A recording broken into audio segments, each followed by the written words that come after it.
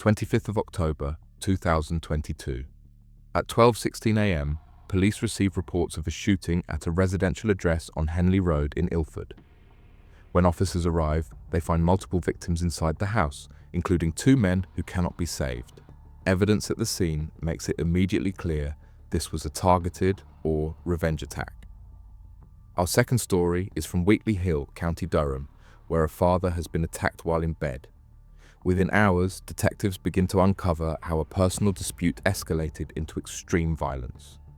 And before either of those cases reached court, at HMP Wayland in Norfolk, officers searching a prison cell uncover drugs and a mobile phone.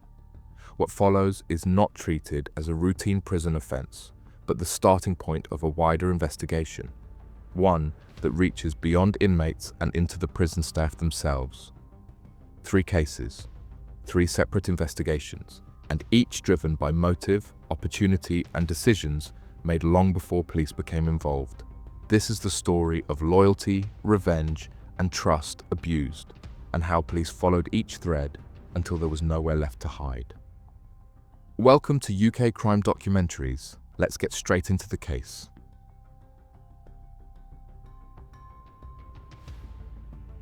In the early hours of Tuesday, the 25th of October 2022, police were called to a residential property on Henley Road in Ilford, following reports of a shooting.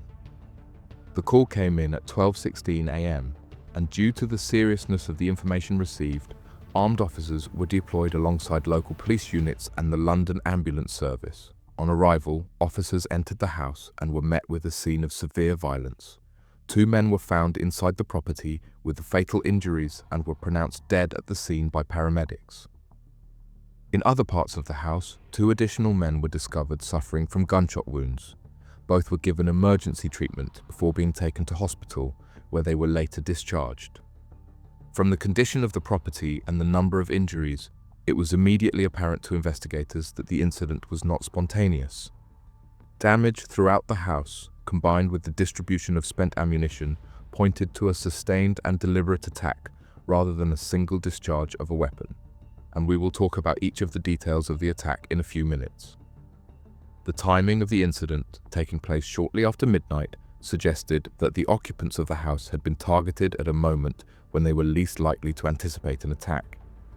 As forensic teams worked through the house and the scale of the attack became clear, detectives began to piece together exactly who had been inside the property that night, and how close each of them came to being killed.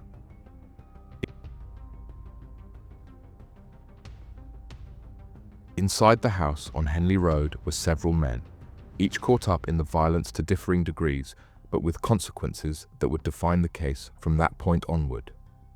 The 2 men who lost their lives were Saidi Abu Sheikh, aged 23, and Zakaria Jailani Mohammed, whose age was reported as either 31 or 32 in court proceedings and media coverage.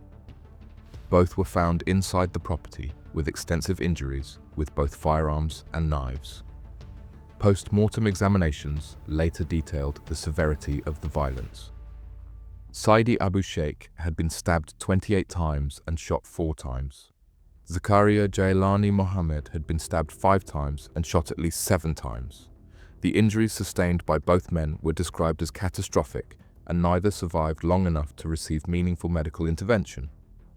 A third man, Khalid, was also inside the house when the attack took place.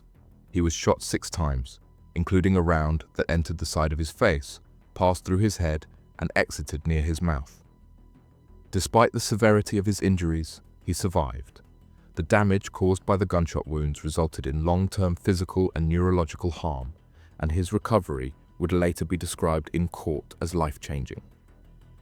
2 other men were present in the property at the time of the raid and narrowly avoided being killed. One attempted to flee as the attackers forced their way inside and was grazed by a bullet as he escaped through the back of the house. His injuries were not life-threatening, but his survival was described as a matter of seconds and circumstance. Another man was upstairs when the shooting began. With nowhere to run, he hid in a confined space between a bed and a wall, remaining completely still while gunfire and shouting continued below. He was not physically injured, but his presence would later help investigators establish key evidence that we will discuss in a few minutes. Now, after all of this, investigators were left with a critical question: who had carried out such a sustained attack, and why this house had been chosen?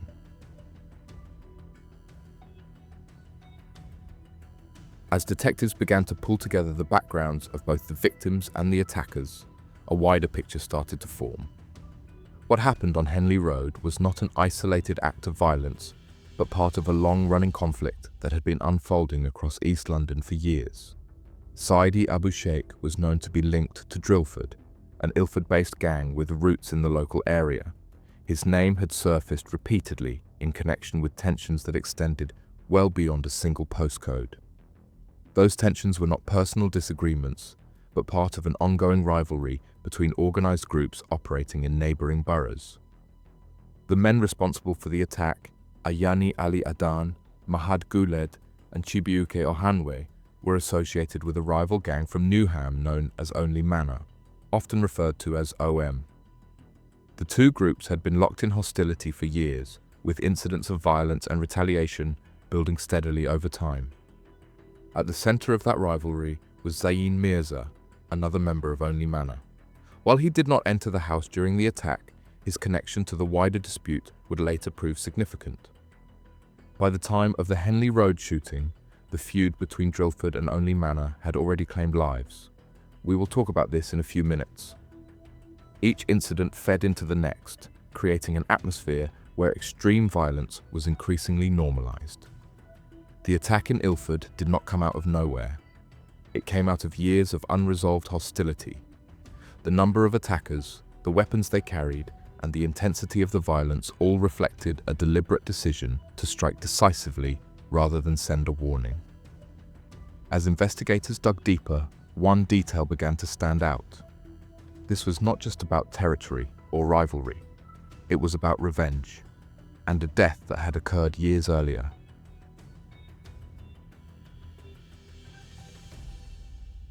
The background of this brutal murder originated several years earlier. In November 2019, Mohammed Usman Mirza, aged 19, was murdered. His death sent shockwaves through those close to him, particularly his older brother, Zayn Mirza. The killing was not forgotten, and its impact continued to shape events long after the court proceedings. During the investigation, detectives established that one of the individuals convicted for Mohammed Usman Mirza's murder was closely associated with Saidi Abu Sheikh. That connection became a crucial thread.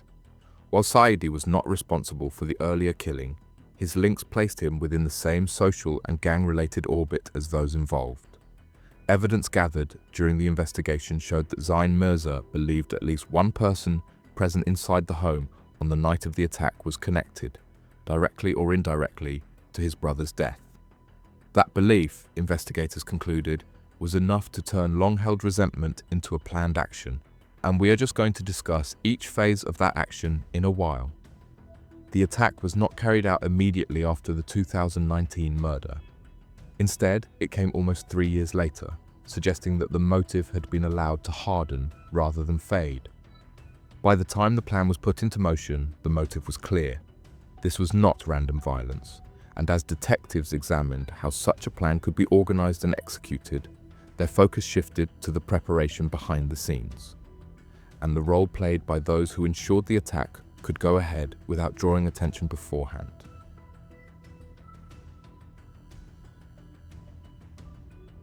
Police identified a rented address on Durham Road in Manor Park as the location where the attack had been planned. The property was not connected to the victims and appeared to have been used specifically as a temporary base. From there, the men involved were able to meet, organize logistics, and prepare without drawing attention to themselves. In the hours leading up to the attack, the group took steps to conceal their identities. The attackers disguised themselves in burqas, clothing chosen to obscure their faces and body shapes and to make identification difficult both at the scene and on CCTV. This choice reflected an awareness of surveillance and an intention to frustrate any later investigation. The group travelled from Manor Park to Ilford in a stolen Mitsubishi Outlander. Its use was not accidental. Detectives later concluded that the vehicle had been selected with the intention that it would not be retained after the attack. Following the shooting, the Outlander was driven away from Henley Road and taken to Ronnie Lane, a short distance from the murder scene. There, it was deliberately set on fire in an attempt to destroy forensic evidence that we will discuss in a few minutes. When the burnt-out car was later examined, investigators found discarded clothing inside. Despite the damage caused by the fire, forensic testing would still recover crucial evidence from the remains, undermining the belief that the vehicle's destruction had erased all traces of those involved. For detectives, the planning stage revealed a clear sequence. Each step showed foresight rather than panic, and each added to the picture of an attack that had been carefully organized in advance.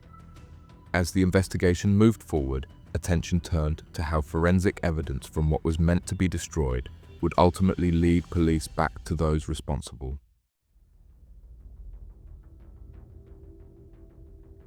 By the time officers arrived, the vehicle had been extensively damaged by fire, consistent with a deliberate attempt to destroy it rather than an accidental blaze. The car was identified as the stolen Mitsubishi Outlander used in the attack. Inside the burnt-out shell, officers recovered items of clothing that had been discarded and left behind as the vehicle burned. Although heavily damaged, the clothing was secured and sent for forensic examination as part of the wider investigation. Despite the fire, forensic scientists were able to extract usable evidence from the remains. DNA analysis later linked the burnt clothing to Saidi Abu Sheikh, one of the men killed during the attack. The finding was significant. It demonstrated that the attackers had been inside close proximity to their victims and that efforts to destroy evidence had not been fully successful. The discovery also undermined the purpose of setting the vehicle alight. Rather than erasing links to the crime, the fire preserved a chain of evidence that helped investigators reconstruct what happened after the shooting. As the case progressed, this conclusion was reinforced when Zakaria Mohammed, aged 19, later pleaded guilty of involvement in the aftermath. We will discuss in a few minutes. He accepted responsibility for helping to dispose of evidence, including the burning of the Mitsubishi Outlander. While he was not convicted of murder or attempted murder, his admission confirmed that deliberate steps were taken after the killings to obstruct the investigation and distance those responsible from the scene.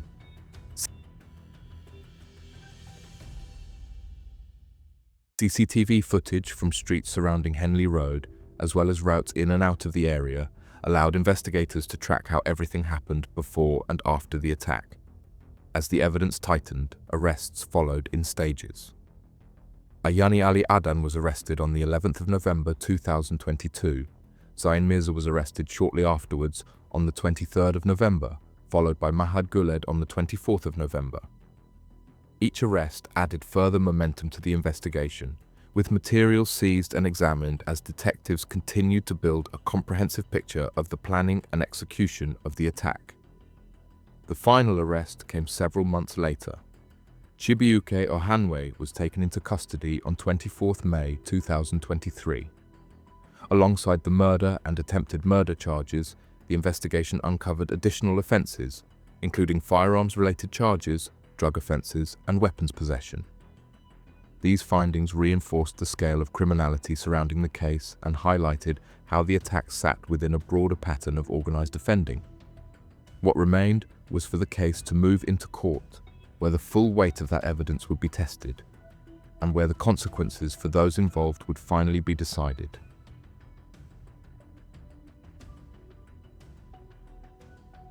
The case was brought before the Old Bailey in 2023, where the scale of the investigation and the violence involved became fully apparent. Over the course of the trial, the jury was presented with evidence detailing from planning to execution. After the close of evidence, the jury retired to consider its verdicts. Deliberations lasted for more than 40 hours, reflecting the complexity of the case and the number of defendants involved. When the jury returned, 4 men were found guilty of their roles in the attack. Ayani Ali Adan, Mahad Guled, Chibuike Ohanwe, and Zain Mirza were each convicted of 2 counts of murder, 2 counts of attempted murder, and perverting the course of justice. A fifth defendant, Zakaria Mohammed, aged 19, had already pleaded guilty to perverting the course of justice for his role in helping to destroy evidence, including the burning of the vehicle used in the attack. He was cleared of the murder and attempted murder charges and was sentenced to 4 years in a Young Offenders Institute. Ayani Ali Adan, aged 20, was sentenced to life imprisonment with a minimum term of 38 years. Mahad Gulud, aged 22, was also given a life sentence with a minimum term of 38 years. Chibuike Ohanwe, aged 21, received a life sentence with a minimum term of 38 years. Zain Mirza, aged 21, was also sentenced to life imprisonment with a minimum term of 38 years. With the sentences handed down, the first case came to a close in legal terms. As one case concluded, another was already moving in a very different direction, away from East London and towards a quiet street in County Durham, where a dispute that began online would end with fatal consequences. On the morning of the 1st of May 2023, police were called to a residential property on Alexandra Terrace in Wheatley Hill, County Durham. The call came in shortly before 8 a.m. after concerns were raised about a man who had been found unresponsive inside the house. Officers arrived to find Ross Connelly deceased inside his home. The circumstances immediately raised serious concerns. From the condition of the scene and the nature of his injuries, it was clear that his death was not the result of natural causes. Within a short time, detectives confirmed that the incident would be treated as a murder investigation. The address was sealed off and forensic teams were deployed to begin a detailed examination of the property. Neighboring streets were cordoned off as officers worked to establish what had happened during the night. Ross Connelly was identified as a local man, well known within the community. News of his death spread quickly through the area, and residents were left trying to understand how a man could be killed inside his own home on what had otherwise been a quiet street. As officers began door-to-door inquiries and gathered initial witness accounts, attention turned to the condition of the property and the injuries Ross Connelly had sustained.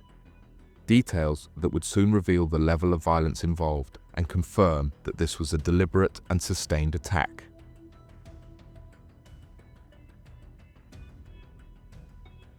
As detectives worked to understand what had happened inside the house on Alexandra Terrace, attention also turned to the man at the center of the investigation. Ross Connelly was 46 years old, a father and grandfather, and had been born and raised in Shotton Colliery, a community not far from Wheatley Hill. Those who knew him described him as a familiar local figure, someone with a huge heart and a wicked sense of humor. He was known for his love of football, particularly Sunderland, and for enjoying music and time spent with family. In the days following his death, relatives spoke of a man who was deeply loved and whose loss left a lasting absence in their lives. In the period leading up to his death, he had a long-standing alcohol dependency, as well as his mobility was poor. As a result, he was effectively housebound, rarely leaving his home and relying on mobility aids to move around inside it. Because of these physical limitations, Ross slept downstairs in the living room of his home rather than using the upstairs bedroom. This detail would later become significant, as it explained where he was when the attack took place and why he was unable to escape once it began.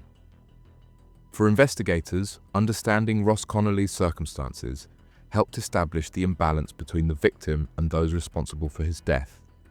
And as police began to reconstruct the hours leading up to the discovery of his body, they would uncover how a dispute that began far away from Alexandra Terrace had followed Ross Connelly to his front door.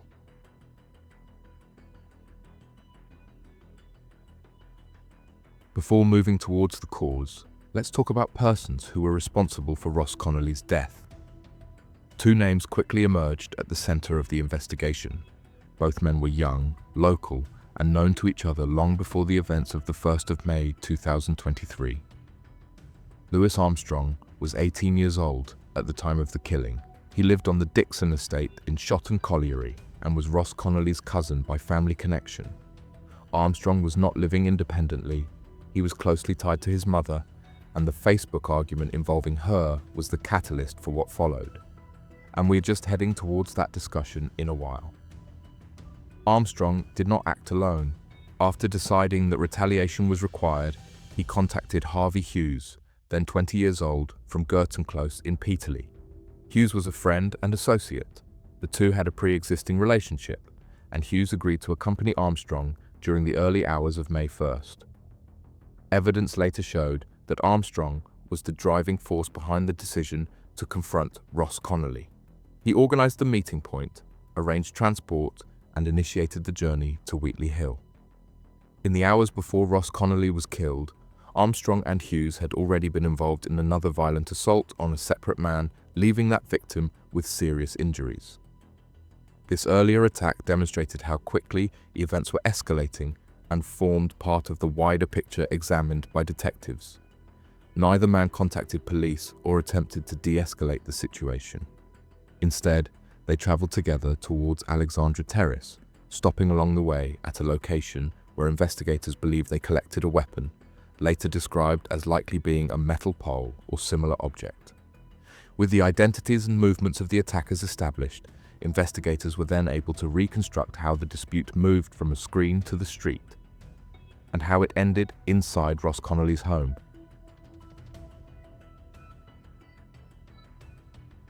As detectives examined Ross Connelly's recent activity, they identified an incident that would become central to understanding why he had been targeted. In the hours before his death, a dispute had unfolded online rather than in the street. On the 30th of April 2023, Ross Connelly became involved in a heated argument on Facebook. The exchange took place between him and a relative, his cousin, who was also the mother of Louis Armstrong. What began as a disagreement quickly escalated, with offensive and abusive comments exchanged publicly. The argument did not end online. What began as a family dispute was quickly shared, escalated, and turned into a plan to confront Ross Connelly in person, allowing resentment to harden rather than fade.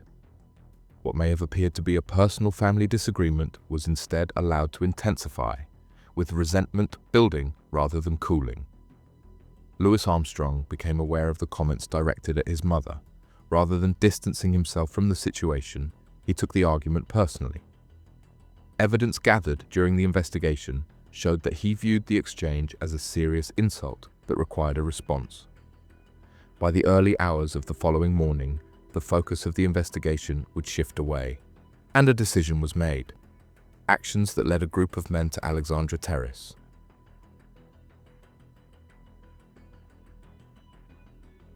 Shortly after midnight on the 1st of May 2023, a group of men arrived at Alexandra Terrace and forced their way into Ross Connelly's home while he was inside. Ross was in his bed in the living room when the attack began.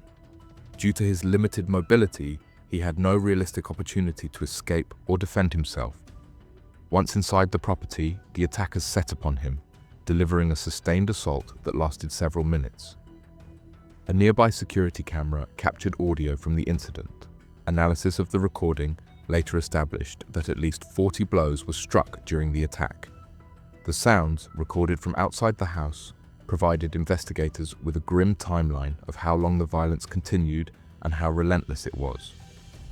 Post-mortem examination also revealed the extent of Ross Connelly's injuries. He had suffered multiple fractured ribs and a fractured thigh bone, along with extensive internal trauma. The injuries were consistent with repeated blows delivered with significant force. The cause of death was determined to be impaired breathing combined with blood loss. Ross was left where he lay, and no attempt was made to seek medical help after the assault ended. By the time the attackers fled, the injuries he had sustained were unsurvivable.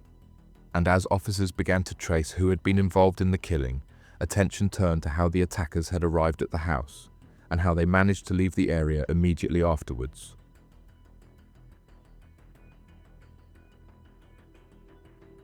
Investigators established that Millie Bradley, who was Louis Armstrong's girlfriend at the time, played a key role in what happened immediately before and after the killing.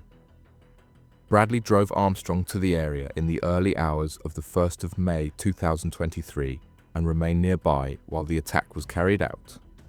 Evidence gathered during the investigation placed her vehicle close to the scene throughout the assault. Audio captured on a nearby security camera suggested that sounds from inside the house could be heard from the street, indicating that Bradley would have been aware that serious violence was taking place.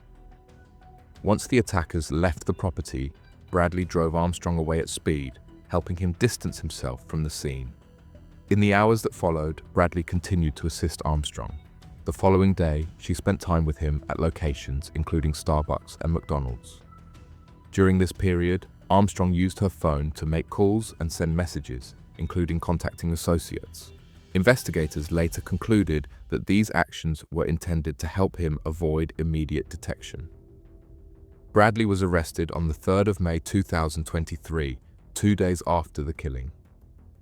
During the investigation, she initially denied assisting Armstrong, but later admitted her involvement in helping him leave the scene and supporting him afterwards. Harvey Hughes, who had taken part in the attack, fled the area separately. He was later arrested in Leeds. Louis Armstrong remained at large for several weeks. On 21st May 2023, he handed himself in to police, bringing the search for the main suspects to an end.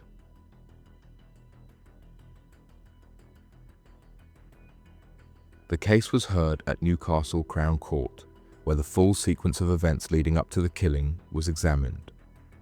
Louis Armstrong and Harvey Hughes were both convicted of murder. In addition to the murder conviction, both men were also found guilty of attempting to cause grievous bodily harm with intent, relating to a separate violent attack carried out on the 30th of April 2023. We have already discussed. Sentences followed the verdicts. Harvey Hughes received a life sentence and was ordered to serve a minimum of 26 years before being eligible for parole. Louis Armstrong was also sentenced to life imprisonment with a minimum term of 24 years. Millie Bradley, who had assisted Armstrong after the killing, pleaded guilty to assisting an offender. Her role was assessed separately from the violence itself. She was sentenced to 27 months in a young offenders institution.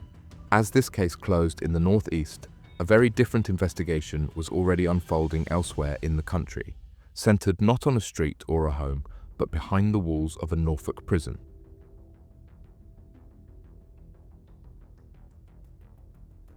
The investigation at HMP Wayland did not begin with a tip-off about a corrupt officer. It began with routine prison enforcement on the 2nd of November 2021, when prison staff searched the cell of inmate Joel Barker. Inside, officers discovered drugs, along with a mobile phone and charger, items strictly prohibited within the prison estate. Further examination revealed that the phone had been used by Jediah Clark, a main role behind this operation to maintain contact with his mother. Sophie Ems was 29 years old and had worked as a prison officer at HMP Wayland, a Category C prison in Norfolk, for more than 2 years. During that time, she formed a relationship with one of the men in her care, Jediah Clark, a 42-year-old inmate serving a sentence at the prison. What initially appeared as familiarity was later established in court as a relationship that went far beyond professional boundaries. Judges would describe it as a personal involvement that created the conditions for serious criminality. Clark was not a passive participant. Prosecutors described him as the commander-in-chief of what followed. After the relationship developed, Ems agreed to use her position to bring drugs into the prison. The substances involved were spice, a synthetic cannabinoid known for its severe effects, and cannabis resin. These were not concealed in traditional ways. Instead, the spice was soaked into a 5-sized paper, often disguised as pages inside puzzle books, allowing it to pass through security checks with less suspicion. Once inside, the paper could be cut into smaller pieces and sold to other inmates. Clark did not act alone. His mother, Joy Wickham, was drawn into the operation and played a central role outside the prison walls. She sourced the drugs, prepared the spice by impregnating it onto paper, and passed the materials to Ems, who then carried them into the prison during her shifts. Inside HMP Wayland, another inmate, Joel Barker, was used to store both the drugs and illicit mobile phones in his cell. This arrangement provided Clark with a degree of separation, reducing the risk of being caught in direct possession of large quantities. Financial records later showed that Ems was paid a good amount, and we will discuss it in a few minutes. As detectives continued to examine the network, it became clear that the operation had left a trail of evidence, one that would ultimately expose every layer of the conspiracy, from the prison wing to the outside world.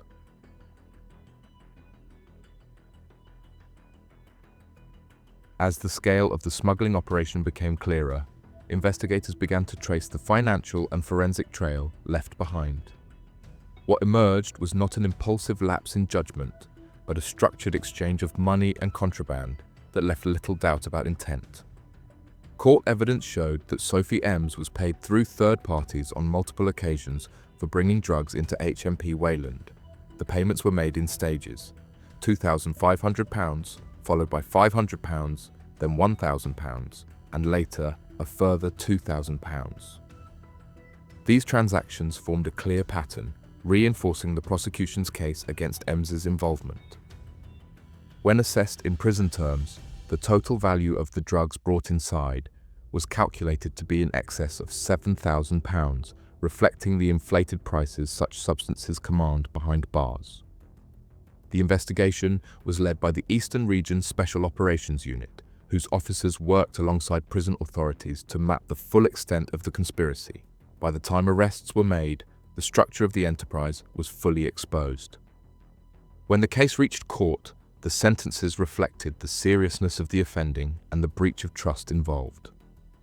The financial consequences followed through Proceeds of Crime Act proceedings.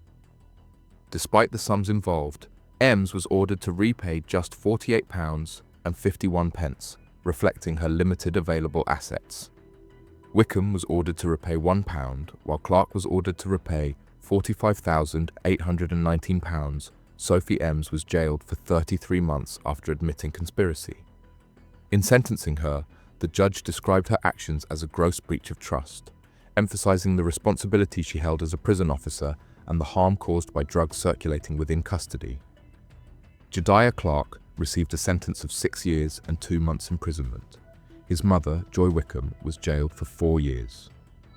Joel Barker was given a 14-month prison sentence suspended for 2 years. What do you think about the cases and the sentences? Let us know your thoughts in the comments below. We'd love to hear your take.